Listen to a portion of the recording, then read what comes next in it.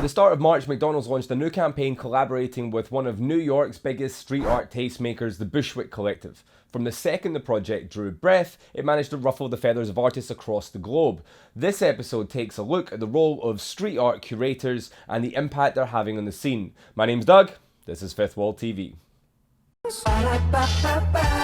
What's in this burger? It tastes like my grand's foot. 2 weeks ago, London-based artist Louis Massai posted outrage on Facebook that his artwork had featured in an advert in the project between Bushwick Collective and socially unaware burger merchants McDonald's. Within days, similar thoughts were being echoed around the art world and it was clear a story was unravelling. The Bushwick Collective is an art curatorial project fronted by New York native Joe Ficalora. Since 2012, Joe's been linking up artists with wall space in Bushwick, an area progressively on the radar for the familiar stories we've all heard, low-rent artistic hotspot come epicenter of urban renewal. Cultural tastemakers like Joe assume the role of gatekeeper in the city. If you're coming in from out of town, you send a couple of JPEGs to Joe, and if he's feeling your flow, he'll hook you up with a couple of walls to paint and maybe some paint to do that with, as long as you're cool with associating your work with his project Bushwick Collective. And for many artists, this seems like a fair enough trade. So what exactly does this all have to do with McDonald's?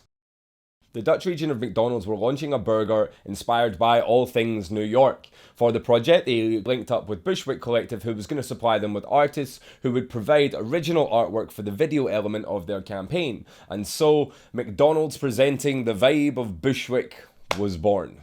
Surprisingly enough, the Bushwick of today is vastly different from the Dutch settlement it was in the 1600s. The rich mix of Hispanic, Puerto Rican and Afro-Caribbean communities are undergoing massive pressures due to rent increases because of this wave of new young creatives coming in with their craft beers and their food trucks. For the record, since I've looked, I've seen zero evidence of McDonald's reinvesting socially into the area. Imagine that.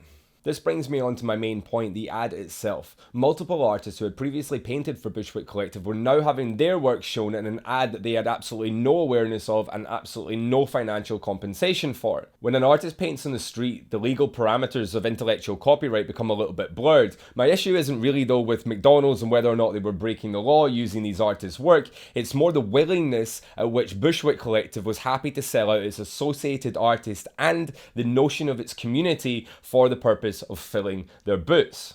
The ad itself is removed pretty quickly from the internet, and the long-term damage I guess is quite limited. However, for an artist like Massai, whose entire ethos is anti everything McDonald's stand for, it's quite clear any association would have been shut down quite quickly.